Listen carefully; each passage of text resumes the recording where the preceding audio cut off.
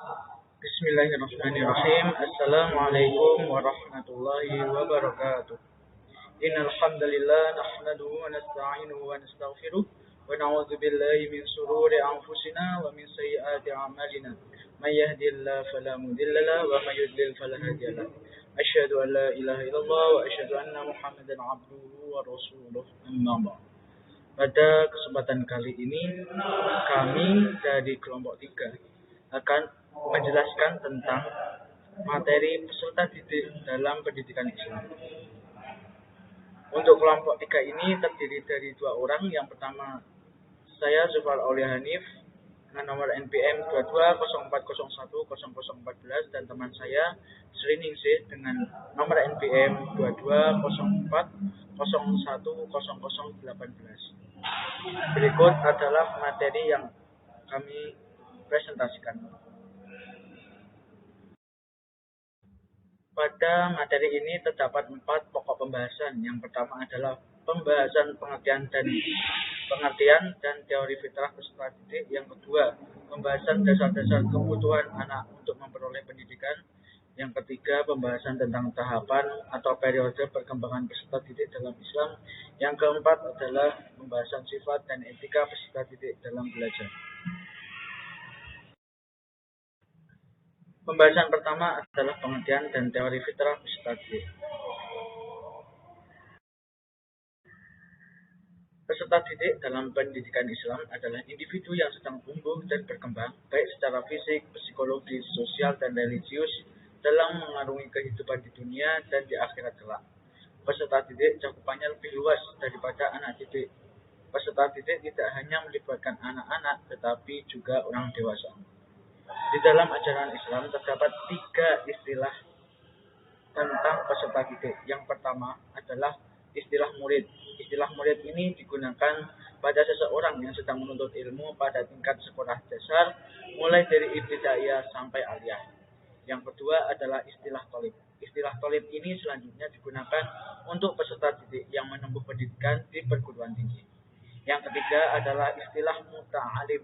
Kata muta'alim ini digunakan oleh Burhanuddin Al-Januzi dalam kitabnya Ta'lim Muta'alim, yang yaitu sebuah kitab yang berisi tentang petunjuk sukses bagi para pencari ilmu di pesantren.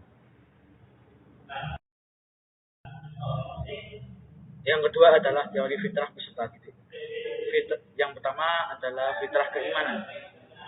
Fitrah ini dapat kita tumbuhkan sejak anak lahir ke dunia hingga sebelum usia 7 tahun. Pada usia 7 tahun pertama, imaji anak sedang indah-indahnya. Didiklah dengan penuh kelembutan, bukan dengan tindakan. Tumbuhkan gairah cinta kepada Islam, Allah, dan Rasulnya. Yang kedua adalah fitrah bakat. Fitrah bakat adalah potensi keunikan berupa sifat bawaan yang telah Allah tanamkan pada setiap anak sejak pertama kali diciptakan. Maka fokuslah pada kelebihannya, bukan pada kekurangannya. Yang ketiga adalah fitrah belajar dan bernalar. Anak-anak hanya memerlukan sebuah ruang terbuka di alam dan hati bagi imajinasi kreatifnya, bagi naluri penjelajah dan rasa penasarannya, bagi kesempatannya untuk semakin menjadi dirinya, dan tugas ini demi menumbuhkan gairah belajarnya agar kelak belajar menjadi passionnya. Yang keempat, fitrah perkembangan. Dalam sunatullah perkembangan atau pertumbuhan ini, maka tidak berlaku kaidah makin cepat makin baik. Juga jangan terlalu terlambat untuk tiap tahapannya. Segala sesuatu akan indah bila tumbuh tepat pada waktunya. Yang kelima, fitrah seksualitas dan cinta. Fitrah seksualitas adalah bagaimana seorang berpikir, merasa, dan bersikap sesuai dengan fitrahnya sebagai laki-laki sejati atau sebagai perempuan sejati. Tujuan pendidikan fitrah seksualitas ini adalah untuk membuat anak mengetahui identitas seksualnya. Anak maupun berperan sesuai dengan identitasnya dan membuat anak mampu melindungi dirinya dari kejahatan seksual. Yang keenam, fitrah individualitas dan sosialitas. Setiap manusia lahir sebagai individu sekaligus makhluk sosial atau ketergantungan dengan lingkungan sekitar. Sosialitas akan tumbuh baik sejak usia 7 tahun. Hal ini bisa dicapai jika jika individualitas seorang anak tumbuh baik pada usia di bawah 7 tahun. Yang ketujuh adalah fitrah estetika dan bahasa. Setiap anak memiliki selera keindahan dan menyukai keindahan, termasuk kesenian, keharmonisan, kesusasteraan, dan seterusnya. Setiap anak sudah dikaruniai kemampuan berbahasa. Dari saat lahir, anak berbahasa dengan cara menangis ketika dia merasa lapar, merasa haus, merasa takut, atau merasa tidak nyaman. Yang kedelapan adalah fitrah fisik dan indera. Setiap anak lahir yang membawa fisik yang suka bergerak aktif dan panca indera yang berinteraksi dengan bumi dan kehidupan. Setiap anak suka kesehatan dengan asupan yang sehat, bersih, dan baik, juga suka menerima input yang membahagiakan dan menenangkan. Pada pembahasan kedua ini, membahas tentang dasar-dasar kebutuhan anak untuk memperoleh pendidikan. Terdapat 3 dasar atau aspek. Yang pertama adalah pedagogis. Para ahli didik memandang manusia sebagai animal educandum atau makhluk yang memerlukan pendidikan.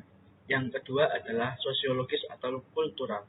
Menurut ahli sosiologi, pada prinsipnya manusia adalah homo socius, yaitu makhluk yang berwatak dan berkemampuan dasar atau memiliki garisah insting untuk hidup bermasyarakat. Yang ketiga adalah tauhid, aspek yang mengakui bahwa manusia itu adalah makhluk yang berketuhanan, yang menurut istilah ahli disebut homo divinius, makhluk yang percaya adanya Tuhan, atau disebut juga homo religius atau makhluk yang beragama.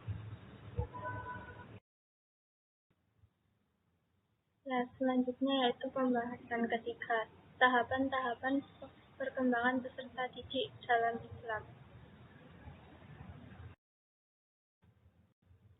Yang pertama, tahap asuhan yaitu pada usia lahir sampai 2 tahun atau fase neonatus. Tahap ini dimulai dari sejak kelahirannya sampai kira-kira 2 tahun. Pada tahap ini, individu belum memiliki kesadaran dan daya intelektual. Ia hanya mampu menerima rangsangan yang bersifat biologis dan psikologis melalui air susu ibunya. Pada fase ini, belum dapat diterapkan interaksi edukasi secara langsung berkenaan dengan itu. Dalam ajaran Islam, terdapat sejumlah tradisi keagamaan yang dapat diberlakukan kepada peserta didik. Antara lain, dengan memberi adzan di telinga kanan dan istiqomah di telinga kiri pada saat bayi baru lahir. Selain itu, dilakukan akikah sebagai tanda syukur, pengorbanan, dan kepedulian terhadap sang bayi.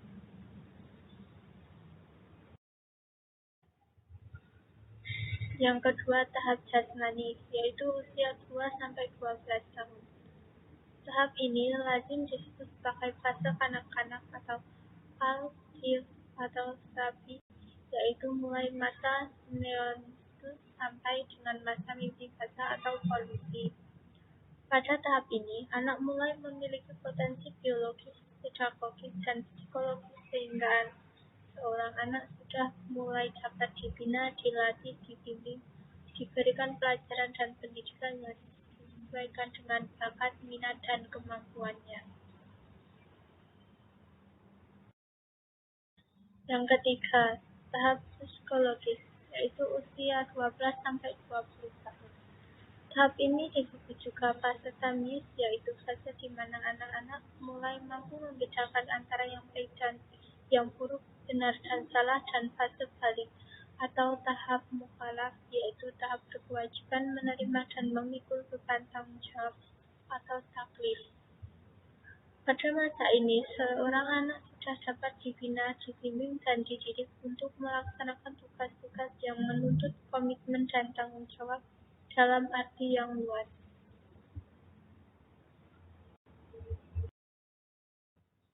Yang keempat, tahap dewasa, yaitu usia 20-30 tahun.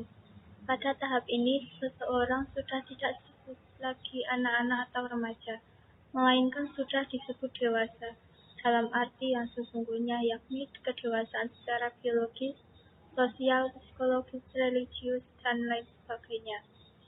Pada fase ini, mereka sudah memiliki kematangan dalam bertindak, bersikap, dan mengambil keputusan untuk menentukan masa depannya sendiri.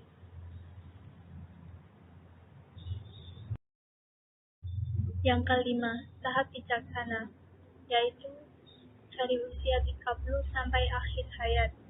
Pada fase ini, manusia telah menemukan jati dirinya yang hakiki, sehingga tindakannya sudah memiliki makna dan mengandung kebijaksanaan yang mampu memberi naungan dan perlindungan bagi orang lain. Pendidikan pada tahap ini dilakukan dengan cara mengajak mereka agar mau mengamalkan ilmu, keterampilan, pengalaman, harta benda, kekuasaan, dan pengaruhnya untuk kepentingan masyarakat. Dan selanjutnya pembahasan keempat, yaitu sifat dan etika peserta didik dalam belajar.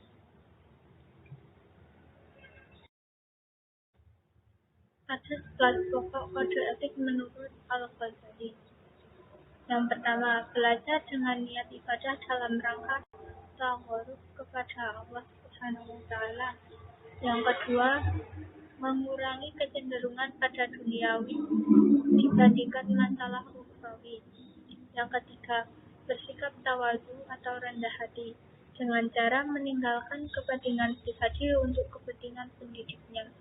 Yang keempat, menjaga pikiran dan pertentangan yang timbul dari berbagai aliran. Yang kelima, mempelajari ilmu-ilmu yang terpuji atau mahmudah, baik untuk ukhrawi maupun untuk duniawi, serta meninggalkan ilmu-ilmu yang tercela atau mahmudah.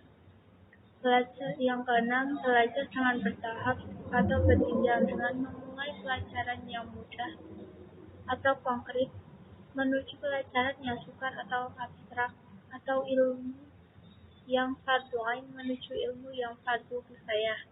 Yang ketujuh, belajar ilmu sampai tuntas untuk kemudian beralih pada ilmu yang lainnya, sehingga peserta didik memiliki spesifikasi ilmu pengetahuan secara mendalam.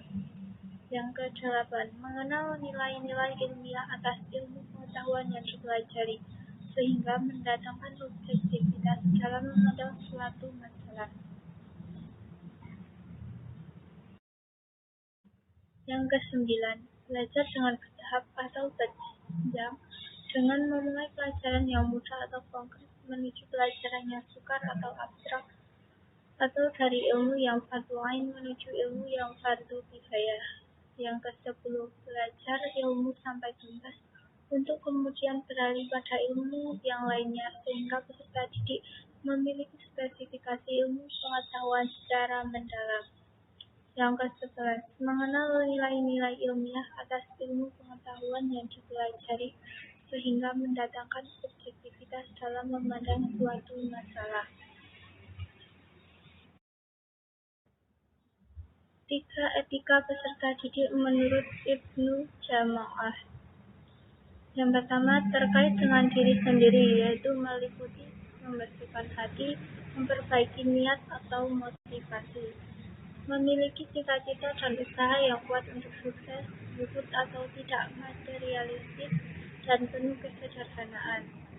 Yang kedua, terkait dengan pendidik, meliputi patuh dan tunduk secara utuh, memuliakan dan menghormatinya, senantiasa melayani kebutuhan pendidik dan menerima segala hal hinaan atau hukuman darinya.